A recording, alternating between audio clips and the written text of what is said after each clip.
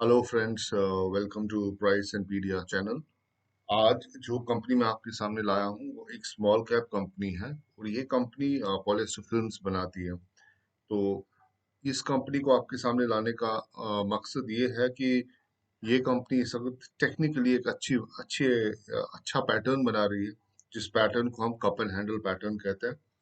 तो at the same time इस company की जो फंडामेंटल परफॉर्मेंस है वो भी काफ़ी अच्छी रही है। तो जो इस वक्त लेवल इस कंपनी में है, अगर हम उसको अच्छे से स्टडी करें तो इस स्टॉक में करीब करीब 25 से 30% तक का अपसाइड बनता है। यानी कि अगर आप इस स्टॉक में अभी एंटर कर जाते हैं तो आने वाले 1-2 महीने में या 1.5 महीने में आप इसमें 25% रिटर्न बड़े आराम से कमा सकते हैं। तो इससे पहले कि मैं इस स्टॉक का टेक्निकल एनालिसिस करूं, पहले हम इस स्टॉक का फंडामेंटल एनालिसिस करते हैं और जानने की कोशिश करते हैं कि कंपनी में क्या हो रहा है, जिससे हम एक कन्विक्शन अपने अंदर एक डेवलप करेंगे कि नहीं, हम जिस कंपनी में इन्वेस्ट करने जा रहे हैं वो कंपनी एक अच्छी कंपनी है। फंडामेंटल एनालिसिस कंप्लीट करने के बाद हम इस स्टॉक का टेक्निकल एनालिसिस करेंगे और टेक्निकल एनालिसिस में हम जानने की कोशिश करेंगे कि on a multi time frame basis price क्या कर रहा है। हम पहले मंथली टाइम फ्रेम में जाएंगे, फिर वीकली में जाएंगे, उसके बाद हम डेली टाइम फ्रेम में जाएंगे और हम ये जानने की कोशिश करेंगे कि स्टॉक का प्राइस जो है वो इस वक्त क्या कर रहा है और जैसे रिजल्ट्स आए हैं क्या स्टॉक का प्राइस भी उसी तरीके से बिहेव कर रहा है और आने वाले टाइम में किस तरीके का अपसाइड हो सकता है, कहाँ पर हम स्टॉप लॉस लगाएंगे और हमारे टारगेट्स क्या होंगे। तो आप देखते रहिए। वीडियो के जैसे हम इसका फंडामेंटल एनालिसिस कंप्लीट करेंगे, मैं आपको इस कंपनी का नाम बताऊंगा और जो भी टारगेट स्टॉप लॉस होंगे वो भी डिस्कस किए जाएंगे। तो आइए शुरू करते हैं। इससे पहले कि हम इस कंपनी का एनालिसिस करें, आइए हम ये जानने की कोशिश करते हैं कि ये कंपनी किस सेक्टर में है और किस इंडस्ट्री में है। तो जैसा कि आप देख रहे हैं, ये कंपनी पैकेजिंग सेक्टर की है और अगर आप इस कंपनी का मार्केट कैप देखें तो ये कंपनी इस पैकेजिंग सेक्टर में दूसरे नंबर पे आती है। पहले नंबर पर जो कंपनी आ रही है वो है ईपीएल लिमिटेड। इस सेक्टर में जो कंपनियां हैं वो ईपीएल है, Jindal poly, Polyplex corporation, Uflex, Garware polyester और कॉस्मो फिल्म्स है। तो ये कुछ कंपनियां इस सेक्टर में हैं। तो हम जो आज का एनालिसिस है वो बेस्ड होगा जिंदल पॉली फिल्म्स के ऊपर। तो आइए इसका पहले फंडामेंटल एनालिसिस हम शुरू करते हैं। हाँ तो दोस्तों, अब हम इसका फंडामेंटल एनालिसिस देखते हैं। सबसे पहले हम ईयरली बेसिस पे चेक करेंगे कि कंपनी में क्या हो रहा है।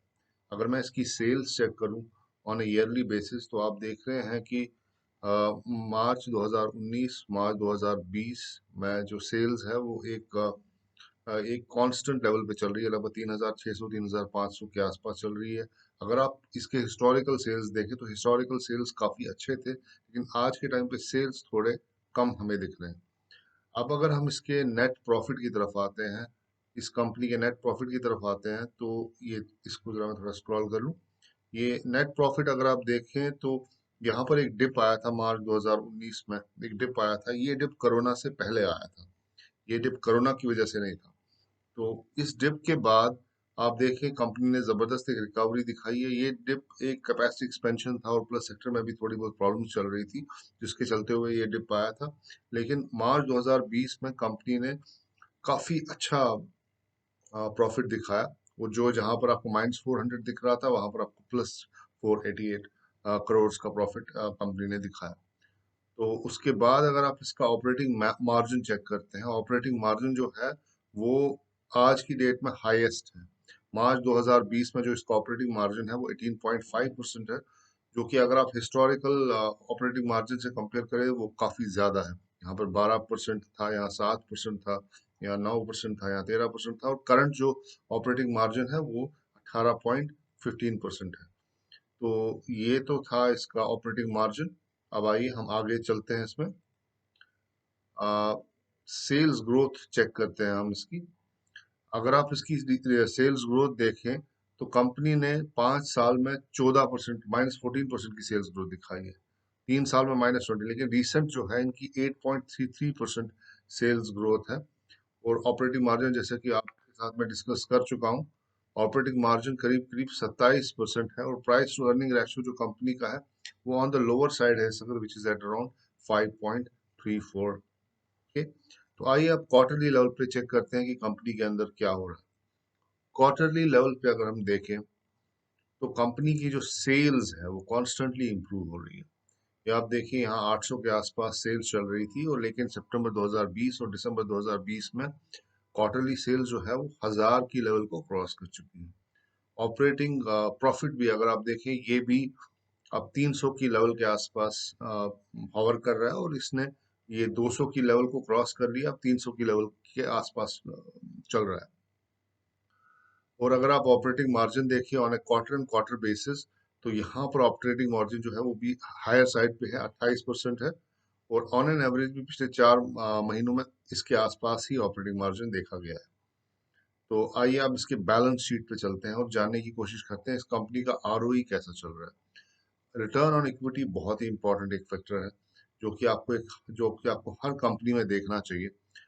अगर मैं इस कंपनी का रिटर्न ऑन इक्विटी देखूं, तो यहाँ पर मार्च 2019 में एक डिप दिखा था, जैसा कि आपने पैट में भी देखा था, प्रॉफिट आफ्टर टैक्स में आपने देखा था कि वहां पर भी एक डिप मिला था मार्च 2019 में। इसके कुछ कैपेसिटी एक्सपेंशन चल रहे थे, प्लस सेक्टर में कुछ प्रॉब्लम्स थे, तो वहां पर भी एक डिप था, और यहाँ पर भी मार्च 2019 में एक डिप है। लेकिन उसके बाद अब देखें, इसने क्या शानदार रिकवरी दिखाई है, और रिटर्न ऑन इक्विटी करीब करीब 26% आया था। तो रिटर्न ऑन कैपिटल एम्प्लॉयड भी 18% है। यहाँ पर अगेन एक डिप देखा गया था -16 का, और यहाँ पर 18% का रिटर्न ऑन कैपिटल एम्प्लॉयड। अब इधर देखने वाली बात यह है कि अगर आप रिटर्न ऑन इक्विटी चेक करें पिछले सालों से, तो ये मार्च 2020 का रिटर्न ऑन इक्विटी जो है वो सबसे हाईएस्ट है एज कम्पेयर टू मार्च 2014, 15, 16, 17, 18, 19। इन इन इन इन 6 सालों से रिटर्न ऑफ इक्विटी जो है वो काफी हाई है। At the same time return of capital employed जो है वो भी करीब करीब 18% है, जो कि काफी ज्यादा है as compare to previous years. हाँ तो दोस्तों, अब हम इस कंपनी के नेट कैश फ्लो को एनालाइज करने की कोशिश करते हैं।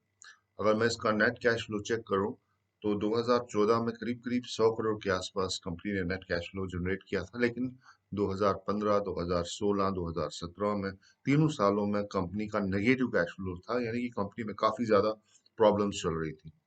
उसके बाद 2018 में कंपनी ने एक हल्की सी रिकवरी दिखाई, लेकिन 2019 में फिर से जो कैश फ्लो था वो नेगेटिव हो गया। हमने बैलेंस शीट में भी चेक किया था कि 2019 में कुछ प्रॉब्लम्स थी कंपनी में, सेक्टोरियल प्रॉब्लम्स थी, प्लस इनका कुछ कैपेसिटी एक्सपेंशन चल रहा था।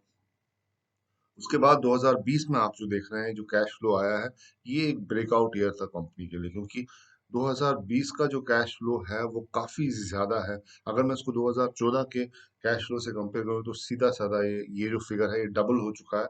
एट द सेम टाइम अगर मैं नेगेटिव कैश फ्लो से कंपेयर करूँ, तो ये तो एक काफी काफी अच्छी जंप है, ये तो 1000% की जंप आ रही है यहाँ पर। तो 2020 का जो साल इस कंपनी के हिस्ट्री में था, वो एक ब्रेकआउट ईयर था, जहां से इस कंपनी के फॉर्च्यून्स चेंज होना शुरू हो गए। तो ये तो था दोस्तों इस कंपनी का कैश फ्लो।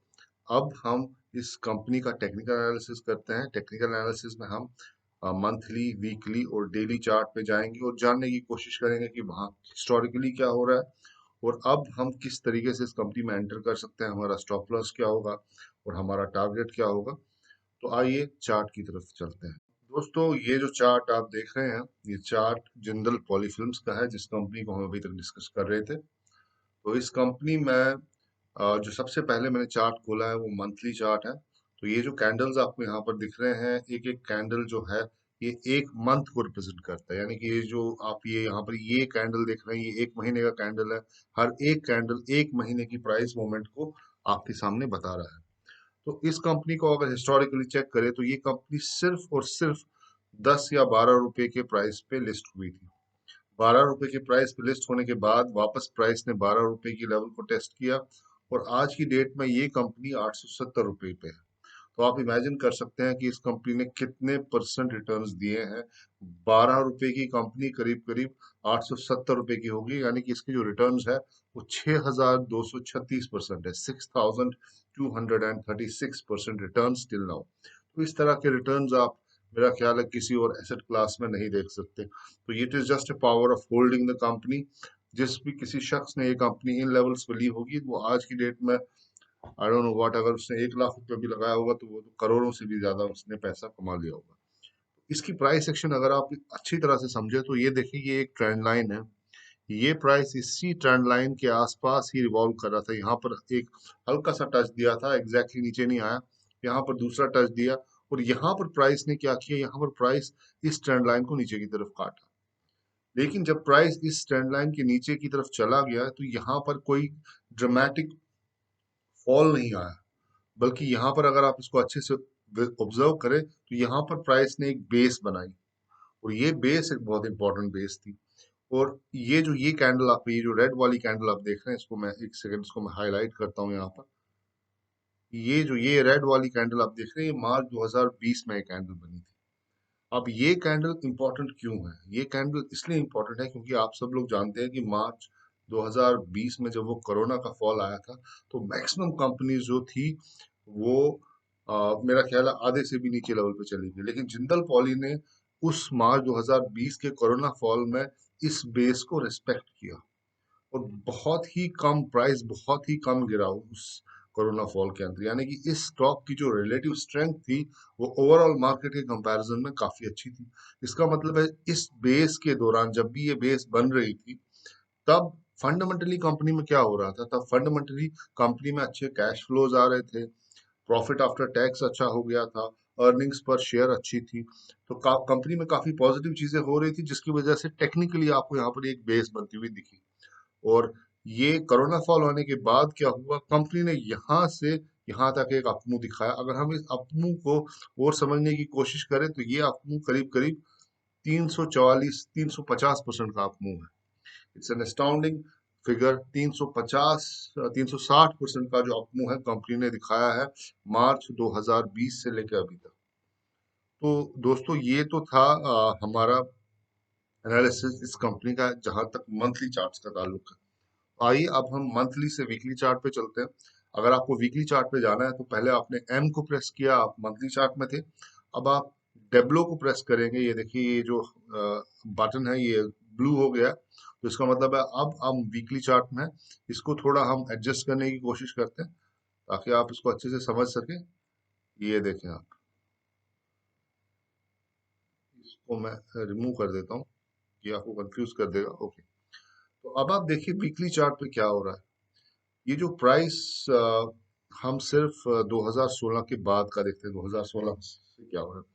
आपने ऑब्जर्व किया होगा, जब मैं आपके साथ इस स्टॉक का फंडामेंटल एनालिसिस कर रहा था, वहां पर हमने देखा था 2016 से लेके 2019 के आसपास इस कंपनी के जो नेगेटिव कैश फ्लोज थे, और भी ऑपरेटिंग मार्जिन में भी प्रॉब्लम थी, और प्रॉफिट भी थोड़ा अच्छा नहीं आ रहा था। तो वहां पर एक कैपेसिटी एक्सपेंशन हो रहा था कंपनी में। कैपेसिटी एक्सपेंशन का मतलब ये होता है कि कंपनी ने इन्वेस्ट किया था पैसा अपनी नई ब्रांचेस खोलने में, अपनी नई फैक्ट्रीज खोलने में।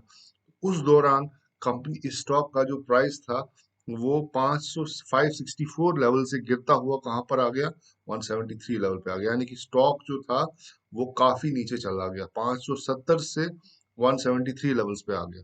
और ये जो फॉल आप यहाँ पर देख रहे हैं, ये वो कोरोना फॉल था। ये वो कोरोना फॉल था। और लेकिन आप देखिए यहाँ पर किस तरीके से रिकवरी हुई। इसको मैं थोड़ा एक्सपैंड करता हूँ। यहाँ पर आप देखिए किस तरीके से रिकवरी हुई, और प्राइस ने ये चैनल आप देख रहे हैं, इस चैनल के लोअर हाफ को रेस्पेक्ट दिया, और प्राइस ने वापस ऊपर की तरफ एक जबरदस्त रिकवरी दिखाई। अब यहाँ पर आप देखिए क्या हो रहा है, यहाँ पर प्राइस ने रिकवरी दिखाई। जैसे कोरोना का जो मार्च था, मार्च 2020 का जो महीना था, जैसे ही वो खत्म हुआ, प्राइस ने जबरदस्त रिकवरी दिखाई, और उसके बाद प्राइस ने एक जबरदस्त एक अपमूव दिखाया। 165 से स्टॉक सीधा 500 तक पहुंच गया, यानी कि 3 गुना प्राइस बढ़ा। यहाँ प्राइस पहुंचने के बाद एक ट्रेडिंग रेंज में चला गया। ट्रेडिंग रेंज में प्राइस घूमता रहा। ये प्राइस एंटर कब हुआ इस ट्रेडिंग रेंज में? 27 जुलाई को। और कब तक प्राइस इसके अंदर रहा? फरवरी 2021 तक प्राइस इसके अंदर रहा। यानी कि करीब करीब 8 महीने तक ये ट्रेडिंग रेंज चलती रही। 8 महीने के बाद यहाँ पर आप देख रहे हैं जो प्राइस था, इसको मैं थोड़ा और एक्सपैंड करता हूँ ताकि आप अच्छे से इसको देख सकें। यहाँ पर आप देखिए प्राइस जो था नीचे आ गया, इसकी बेस को टेस्ट किया, और वहां पर ऊपर अपर हाफ में एक बेस बनाई। यहाँ पर एक बेस बनी। बेस बनने के बाद आप देखिए किस तरीके के दो शानदार कैंडल यहाँ पर बने, और प्राइस फिर से ऊपर चला गया। अब यहाँ पर प्राइस क्या कर रहा है, यहाँ पर प्राइस फिर से एक बेस बना रहा है, एक एक ट्रेडिंग रेंज बना रहा है। तो यहाँ पर इस ट्रेडिंग रेंज में प्राइस कितनी देर से घूम रहा है, जैसा कि आप जानते हैं कि हम वीकली कैंडल चेक कर रहे हैं। अगर मैं वीकली कैंडल को गिनूं तो 1 2 3 4 5 6 7 8 9 10 11, यानी कि 11 हफ्तों से प्राइस इस ट्रेडिंग रेंज के अंदर है। अब ऐसा लग रहा है यहाँ पर, जैसा आपने देखा जब प्राइस ट्रेडिंग रेंज के अंदर था, उसने यहाँ पर एक बेस बनाई, बेस बनाने के बाद प्राइस ऊपर चला गया। अब उसी तरीके की बेस यहाँ पर भी बनती हुई दिख रही है हमें। अब ऐसा लग रहा है कि प्राइस जो है इस रेंज को ऊपर की तरफ तोड़ सकता है। तो अब हम चलते हैं डेली चार्ट पे, हम देखते हैं डेली चार्ट पे क्या हो रहा है। हम इस पोर्शन को एनालाइज करने की कोशिश करेंगे, जिससे हमें ये पता चलेगा कि आज की डेट में प्राइस क्या कर रहा है और इसमें किस तरीके से एंट्री ली जा सकती है, किस तरीके का स्टॉप लॉस रखा जा सकता है और टारगेट्स किस तरीके के होंगे। दोस्तों, ये रहा डेली चार्ट आपके सामने। ये डेली चार्ट में आपको क्या दिख रहा है कि एक जबरदस्त मूव आया था यहाँ पर। मैं वो जरा हाईलाइट कर देता हूँ आपके लिए। ये देखिए, ये एक अप मूव था। ये एक अपमूव स्टॉक के अंदर था, जिसने स्टॉक के प्राइस को 460 से लेके 870 तक ले लिया, यानी कि स्टॉक का प्राइस सीधे डबल हो गया। और ये डेली चार्ट है। डेली चार्ट का मतलब ये हुआ कि हर एक कैंडल जो है वो एक दिन का कैंडल है। और आप देखें कि स्टॉक ने कितनी देर में डबल हो गया। 1 2 3 4 5 6 7 8 9, सिर्फ 9 दिनों में प्राइस जो है वो डबल हुआ। यानी कि जिस भी इन्वेस्टर ने इस स्टॉक को होल्ड किया होगा, 9 दिन में उसका पैसा डबल हो गया होगा। तो यहाँ पर 26 फरवरी से लेके 15 मार्च के दरमियान प्राइस डबल हुआ। और उसके बाद प्राइस क्या कर रहा है, प्राइस एक यहाँ पर एक लेवल है, इस लेवल के पास प्राइस बार बार रेजिस्टेंस ले रहा है। ये कौन सी लेवल है, आइए इस लेवल को जानने की कोशिश करते हैं। वो लेवल है 838 की लेवल, 840 की लेवल। तो प्राइस जो है वो, एक सेकंड मैं इसको थोड़ा हाईलाइट कर देता हूँ आपके लिए। यहाँ पर प्राइस को रेजिस्टेंस मिला, फिर से प्राइस को यहाँ पर रेजिस्टेंस मिला, यहाँ पर प्राइस को फिर से एक बार रेजिस्टेंस मिला, और फाइनली जो प्राइस था यहाँ पर एक बेस बना लिया प्राइस ने, और यहाँ पर प्राइस ने ब्रेकआउट दे दिया। यहाँ पर प्राइस 840 की लेवल को क्रॉस करने की कोशिश कर रहा है। और किस तरीके का कैंडल बना है यहाँ पर, आप इसको ऑब्जर्व करने की कोशिश करें। इसको मैं थोड़ा और हाईलाइट करता हूँ। ये देखें, इस लेवल को अगर आप देखें, यहाँ पर देखिए जो प्राइस है, ये मैं इसको थोड़ा रब ऑफ कर देता हूँ। यहाँ पर आप देखें प्राइस ने किस तरीके से इस लेवल को, इस 840 की लेवल को तोड़ा, और अब प्राइस वापस इस लेवल को शायद रिटेस्ट करने की कोशिश कर रहा है। तो इस पैटर्न को हम टेक्निकल एनालिसिस की जुबान में क्या कहते हैं, इस पैटर्न को हम टेक्निकल एनालिसिस की जुबान में, अगर आप ये देखें तो ये एक कप शेप है, और यहाँ पर अगर आप देखिए एक छोटा सा हैंडल बना हुआ है। तो ये कप एंड हैंडल पैटर्न है। और ये जो आप देख रहे हैं 840 की जो लेवल है, ये इस पैटर्न की नेकलाइन है। नेकलाइन का मतलब है रेजिस्टेंस, जहां पर प्राइस बार बार इधर आया, रेजिस्टेंस खा के नीचे चला गया, यहाँ पर नीचे चला गया, यहाँ पर रेजिस्टेंस मिली, लेकिन यहाँ जो रेजिस्टेंस मिली वो इस रेजिस्टेंस से ऊपर है। मतलब यहाँ पर देखें आप, जब प्राइस को यहाँ पर रेजिस्टेंस मिली तो देखा, देखिए प्राइस कितना नीचे आ गया। लेकिन जब प्राइस को यहाँ पर रेजिस्टेंस मिली तो प्राइस इधर नहीं आया, बल्कि ऊपर ही उसने एक बेस बना ली। तो ये इस बात को बताता है कि यहाँ पर सेलर्स अब नहीं थे, अब बायर्स इस सिस्टम में आ चुके हैं। तो दिस इज द रीजन कि जो प्राइस है वो वापस इस लेवल पे नहीं आया, प्राइस ने यहाँ पर एक बेस बनाई। तो इससे हम टेक्निकली इसको हम इस तरीके से इंटरप्रेट कर सकते हैं कि यहाँ पर अब सेलर्स कम है और बायर्स काफी ज्यादा है। तो अब ये स्टॉक जो है ये ऊपर जाने के लिए बिल्कुल तैयार है। तो हमें इस स्टॉक को थोड़ा और मॉनिटर करना चाहिए। शायद ये स्टॉक 840 के आसपास की लेवल फिर से एक बार टेस्ट करे और उसके बाद ऊपर चला जाए। तो अब यहाँ देखने वाली बात, इंपॉर्टेंट बात क्या है, इंपॉर्टेंट बात यहाँ पर ये है कि इस कंपनी, जो ई का मार्क आप देख रहे हैं, ये ई का मार्क बताता है कि इस कंपनी के रिजल्ट्स आने वाले हैं, जो कि 28 मई के आसपास आएंगे। अब हमें कॉशियसली इसको ट्रेड करना है, क्योंकि रिजल्ट्स तो वैसे एक्सपेक्टेड अच्छे ही हैं, लेकिन मैं आपसे ये कहूंगा कि आप 28 मई तक का वेट करें, और 28 मई के बाद इस स्टॉक में ये जिस भी तरीके का रिएक्शन देता है रिजल्ट्स के बाद, उसी हिसाब से आप इसमें पोजीशन बनाएं। आई एम श्योर ये स्टॉक आपको करीब करीब 25% के रिटर्न्स बड़े आराम से दे सकता है। तो इसमें स्टॉप लॉस क्या बनेगा, इसमें स्टॉप लॉस करीब करीब 750 तक का स्टॉप लॉस बनेगा। इसका मतलब है कि आप इस स्टॉक के प्राइस को इस नेकलाइन के जितना नजदीक पकड़ेंगे, उतना स्टॉप लॉस आपका क्लोज होगा, उतना रिस्क आपका कम होगा। और आने वाले दिनों में ऐसा हो सकता है कि प्राइस वापस इस नेकलाइन को फिर से एक बार टेस्ट करे, तो आपका जो स्टॉप लॉस है वो करीब करीब 750 के आसपास होगा, और आपका टारगेट जो होगा वो 1050 के आसपास बड़े आराम से आप लगा सकते हैं। 1 डेढ़ महीने का टाइम आप इसको दें। जब आप स्टॉक खरीदते हैं तो सिस्टम में स्टॉप लॉस डालें और उसके बाद उस स्टॉक को भूल जाए। जितना आप स्टॉक को ज्यादा मॉनिटर करेंगे, जितना आप फिडल करने की कोशिश करेंगे स्टॉक के साथ, उतना कि आपका जो पेशेंस है वो कम हो जाएगा और आप इस स्टॉक में से बाहर आ जाएंगे। तो आपने टेक्निकली एनालाइज कर लिया है स्टॉक को, आपके अंदर कन्विक्शन है, आपने फंडामेंटली एनालाइज किया, आपने देखा कि मंथली, वीकली और डेली चार्ट्स पे प्राइस किस तरीके से अच्छे मूव्स दे रहा है। अब यहाँ पर हमें ये कैसे पता चल रहा है कि बुल्स जो है, जो बड़े इन्वेस्टर्स है वो स्टॉक में आ चुके हैं? वो हमें ऐसे पता चला क्योंकि यहाँ जो ये मूव आप देख रहे हैं, यहाँ जो ये स्टॉक का प्राइस डबल हुआ, सिर्फ 10 दिनों के अंदर डबल हुआ, ये सीधा सीधा ये बता रहा है कि यहाँ पर बड़े इन्वेस्टर्स इस स्टॉक में आ चुके हैं। अब वो बड़े इन्वेस्टर्स जो आ चुके थे, यहाँ पर सेलर आते थे वापस नीचे लेके जाते थे, यहाँ पर सेलर आते थे वापस नीचे लेके आते थे, लेकिन इस बार सेलर्स इस प्राइस को इधर नहीं ले पाए, ऊपर ही प्राइस रह गया, जिससे हमें ये पता चला कि अब सेलर्स इस सिस्टम में से बाहर जा चुके हैं। तो कहीं ना कहीं ये जो प्राइस स्ट्रक्चर है हमें ये इंडिकेशन दे रहा है कि अब ये स्टॉक ऊपर जाने के लिए तैयार है। तो आप इस स्टॉक में डेफिनेटली इन्वेस्ट करें, वो पेशेंस के साथ बने रहे। 1 डेढ़ महीने के बाद ही स्टॉक का प्राइस चेक करें, लेकिन सिस्टम में अपना स्टॉप लॉस जरूर लगाएं। तो दोस्तों, मैं उम्मीद करता हूं कि आपको ये जो मेरा टेक्नो फंडा एनालिसिस है जिंदल पॉली का, वो पसंद आया होगा। अपने कमेंट्स से मुझे बताइए कि आपको ये एनालिसिस कैसा लगा। एट द सेम टाइम, अगर आप किसी और स्टॉक को एनालाइज करना चाहते हैं, आप चाहते हैं कि मैं एनालाइज करूं, तो उस स्टॉक का नाम कमेंट्स में बताएं, ताकि जिस भी तरीके का रिस्पॉन्स होगा उसी हिसाब से मैं उस स्टॉक को एनालाइज करूंगा। लेकिन इतना आपको बताना चाहूंगा कि मैं स्टॉक को तब एनालाइज करता हूं जब टेक्निकली वो इस हालत में हो कि हम उसे खरीद सकें, यानी कि प्राइस एक कंफर्टेबल लेवल पे होना चाहिए। तो यहाँ पर आप देख रहे हैं कि प्राइस कप एंड हैंडल बना रहा है। This is the reason why I covered this stock for you. Thank you very much for being with me. आपने अपना कीमती वक्त मेरे साथ बिताया। I am thankful to you for that. Until next time, good bye and good luck. Thank you.